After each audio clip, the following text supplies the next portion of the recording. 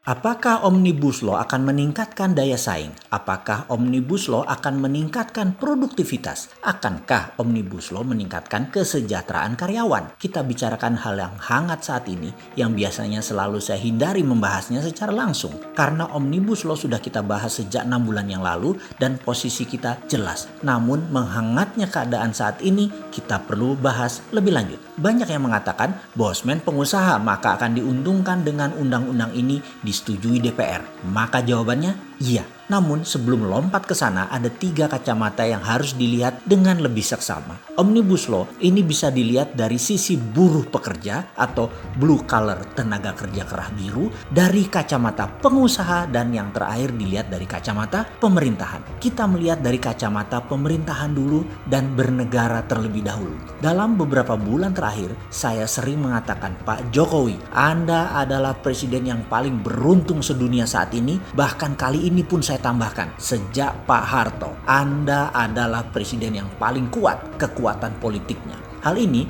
sejak 6 bulan yang lalu dalam video yang kita buat, kita sudah katakan. Jika Omnibus Law disetujui, hal ini menunjukkan satu hal. Pemerintah sekarang di atas DPR. Dan ini mengembalikan fungsi bentuk negara Indonesia presidensial. Ini keren. Kekuatannya di presiden, bukan di parlementer, di mana DPR yang kuat, yang mengatur.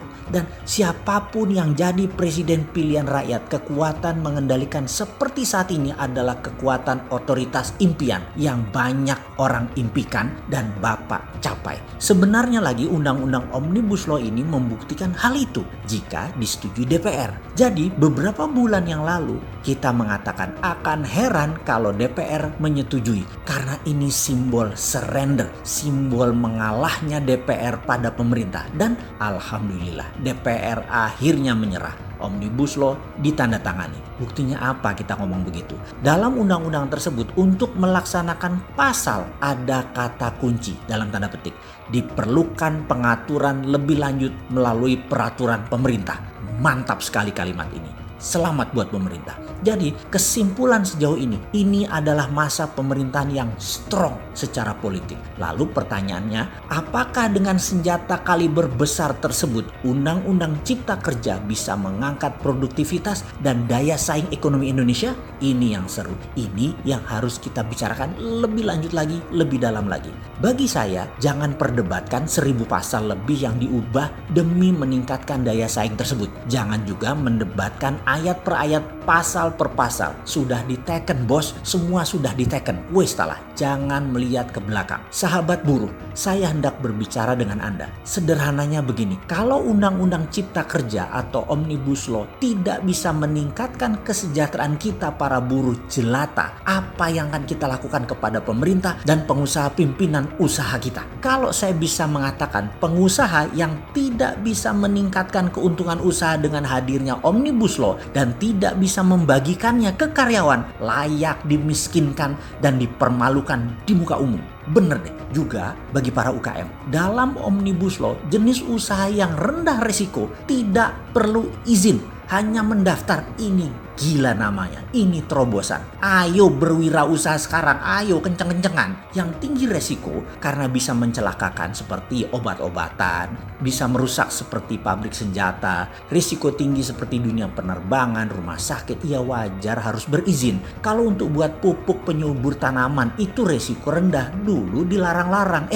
Kalau sekarang dilarang, dihalangi, tuntut balik pakai Omnibus Law ini. Inilah masa gila-gilaan membangun UKM dan lapangan kerja baru pasti tercipta. Sahabat buruh, Anda tidak harus bekerja di pabrik yang besar selamanya toh. Mau kan Anda bekerja di UKM yang pegawainya di bawah 10 orang? Apa kalian harus kerja di pabrik yang ribuan karyawannya baru semangat? Kalau bisa pabriknya banyak ceweknya biar mata bisa lirak-lirik gitu.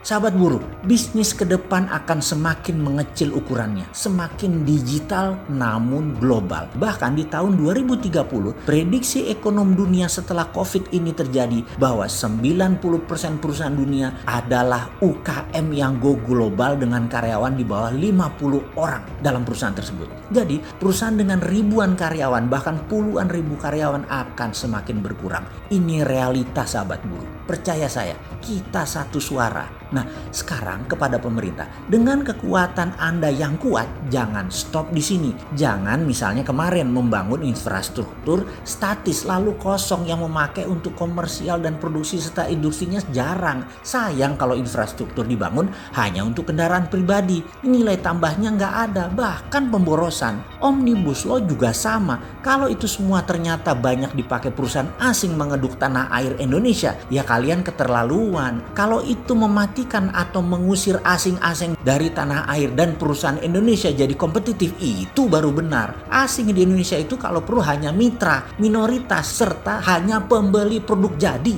Bisakah Omnibus Law dipakai seperti impian kita tadi? Bisakah perusahaan asing di Sulawesi Tenggara tidak ada buruh asingnya? Bisakah kehadiran asing dan asing hanyalah sebagai buyer? Kalau hal itu terjadi, buruh sejahtera, pengusaha Indonesia sejahtera, negara sejahtera. Pasti, sahabat buruh, maafkan informasi saya kali ini agak beda marah kita. Bener deh, kita kasih kesempatan Omnibus Law ini setahun bagaimana? Kalau kita tidak sejahtera juga, siapa yang tidak amanah atas kepercayaan yang kita berikan ini?